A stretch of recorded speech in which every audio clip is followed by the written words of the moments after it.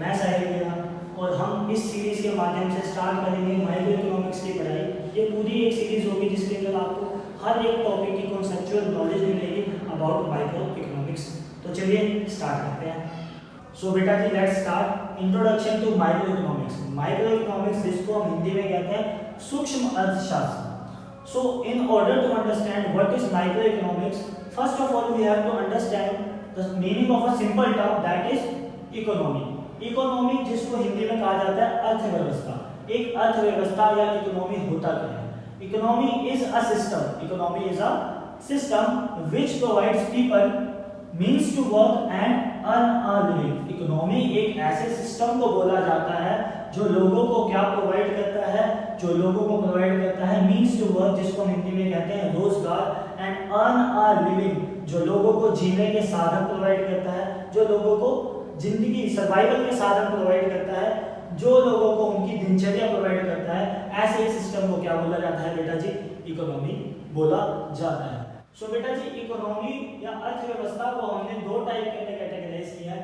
एक का नाम है ओपन इकोनॉमी, दूसरे का नाम है क्लोज्ड इकोनॉमी।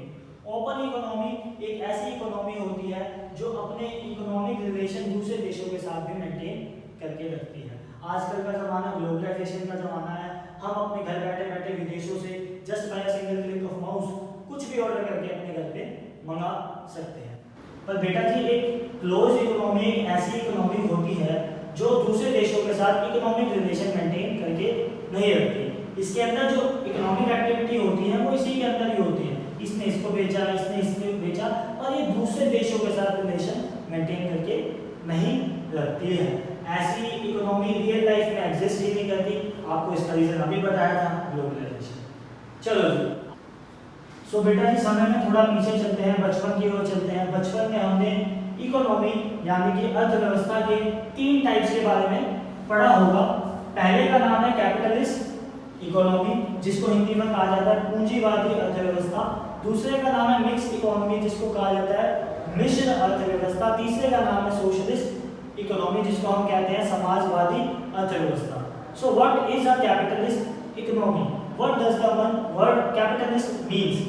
सो कैपिटलिस्ट इकोनॉमी एक ऐसी अर्थव्यवस्था होती है जिसमें means of production, powers and the resources they all are owned by a private firm, private individual और अ प्राइवेट प्लेयर। उनका परम उद्देश्य, उनका मोटिव क्या होता है? Their motive is wealth creation, profit maximization and profit earning. जबकि हम बात करें सोशलिस्ट इकोनॉमी की, सोशलिस्ट इकोनॉमी हमारी समाजवादी अर्थव्यवस्था एक ऐसी अर्थव्यवस्था होती है जिसके अंदर means of production, powers and resources they all are owned by the government. और गवर्नमेंट जब भी बीच में आएगी तो गवर्नमेंट का परम उद्देश्य क्या रहेगा? जन कल्याण, सामाजिक कल्याण। ठीक है जी। उसके बाद हम पढ़ते हैं मिक्स्ड इकोनॉमी के बारे में। मिक्स्ड इकोनॉमी जिसको मिश्र अर्थव्यवस्था भी कहते हैं, इसके अंदर दोनों कैपिटलिस्ट और सोशलिस्ट इकोनॉमी के दोनों के फीचर्स आएंगे। Mixed economy possesses both the feature of capitalist and socialist economy, दोनों का कॉम्बिनेशन होता है मिक्स्ड इकोनॉमी। मिक्स्ड इकोनॉमी का जो एग्जांपल है वो है हमारा देश भारत, इंडिया। तो बेटा जी किसी भी इकोनॉमी के अंदर 3 बहुत विशेष कार्य होते हैं, 3 वाइटल प्रोसेस ऑफ इकोनॉमी जिसको हम कहते हैं।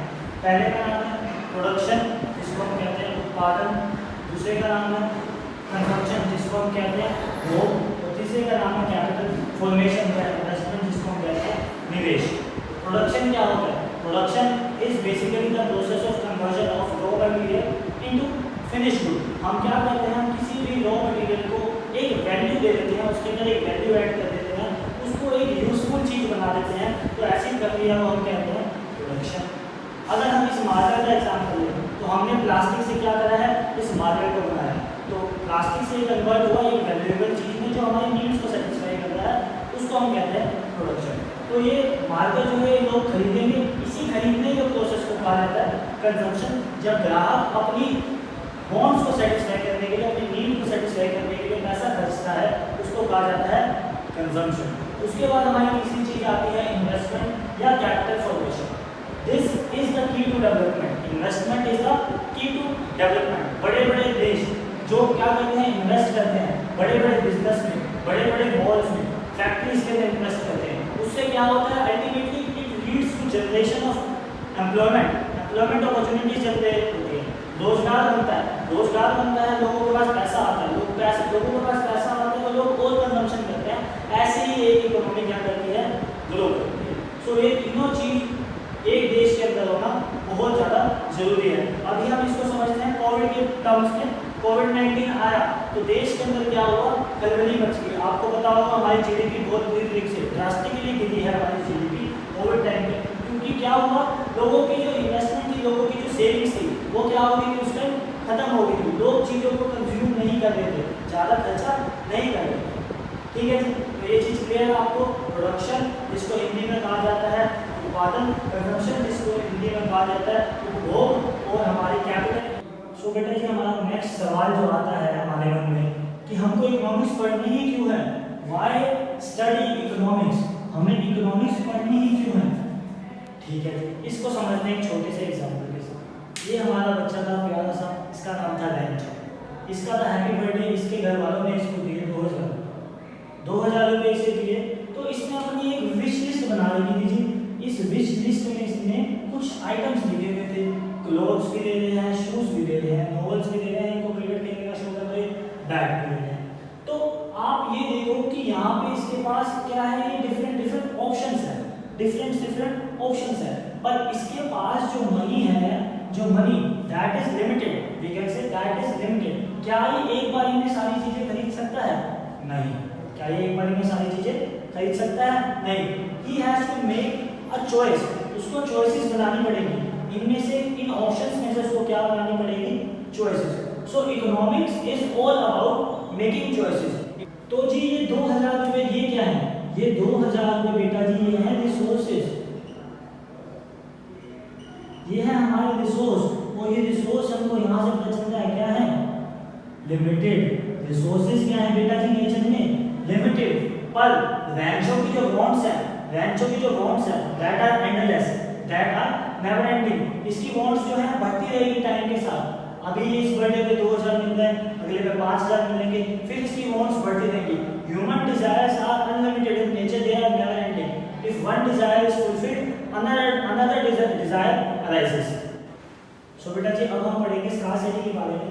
तो स्कार्सिटी इसका मतलब होता है हिंदी में कमी, इसका मतलब होता है हिंदी में कमी। स्कार्सिटी होता क्या है? Shortage of resources in relation to their demand. Shortage of resources in relation to their demand.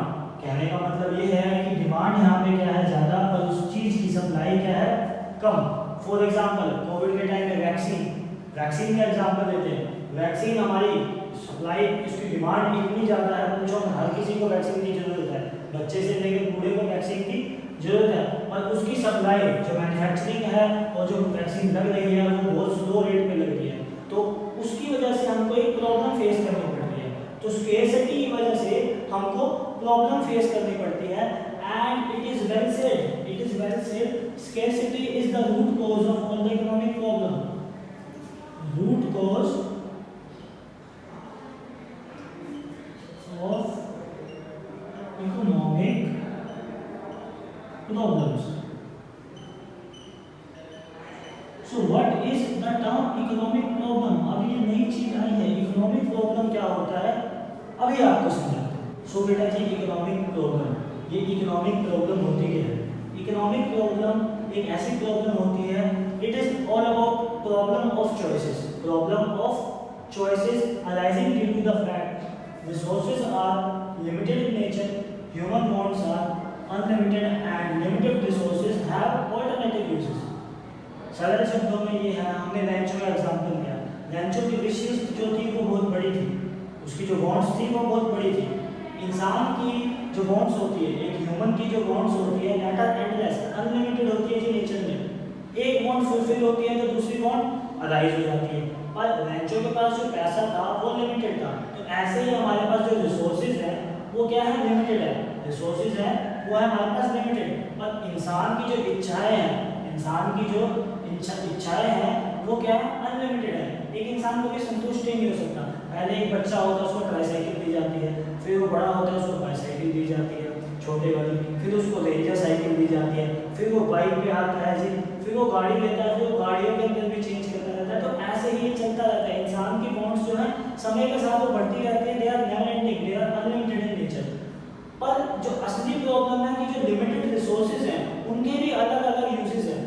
Limited resources है उनके भी क्या है अलग अलग यूजेज है। अब आप किसी भी मेटल की बात कर लो, लोहा घर बनाने के भी काम आता है, यूटेंसिल्स में भी यूज होता है, और भी बहुत सारी चीज़ों में लोहा यूज होता है।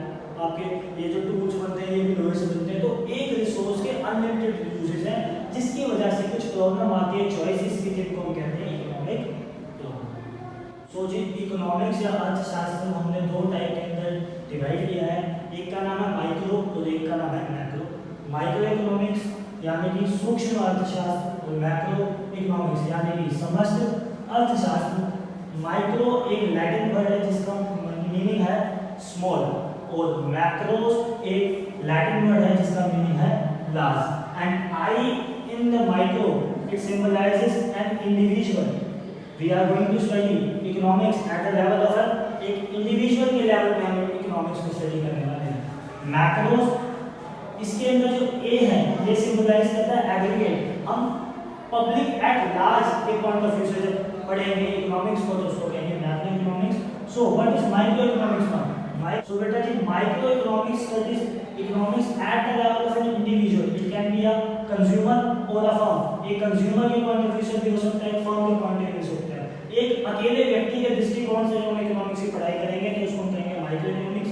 पर जब हम पब्लिक एट अ लार्ज के हिसाब से एक उसके दृष्टिकोण से, पब्लिक एट अ लार्ज के दृष्टिकोण से हम इकोनॉमिक्स की पढ़ाई करेंगे तो उसको कहेंगे macro economics. Study of economics from the point of view of economy as a whole, पूरे देश की बात करेंगे तो हम मैक्रो की बात करेंगे। ठीक है जी। इसके अंदर जो टूल्स होते हैं उनको हम कहते हैं डिमांड एंड सप्लाई, और इसके टूल को हम कहते हैं aggregate demand and aggregate supply. Difference क्या है? ये इंडिविजुअल डिमांड इंडिविजुअल सप्लाई है, ये एग्रीगेट डिमांड पूरे देश के लोगों की डिमांड, पूरे देश के लोगों की सप्लाई, तो वो मैक्रो के अंदर चला जाएगा। इसका दूसरा नाम है प्राइस थ्योरी बोला जाता है इसको बेटा। ये एक नंबर के लिए बहुत इंपॉर्टेंट है, एमसीक्यू में आता है बार बार प्राइस थ्योरी। उसका दूसरा नाम है इनकम एंड एम्प्लॉयमेंट। इसका एग्जांपल होता है बेटा जी इंडिविजुअल डिमांड इंडिविजुअल सप्लाई, और बेटा जी इसका एग्जांपल होता है national income and national output, पूरे देश की इनकम या पूरे देश का आउटपुट। आई होप आप सभी को साथ में पढ़ने में मजा आया होगा। ऐसी ही और वीडियोस के लिए सब्सक्राइब करें हमारे चैनल को, श्रीराम एजुकेशन को, hit the like button and share the video with your friends. Thank you so much.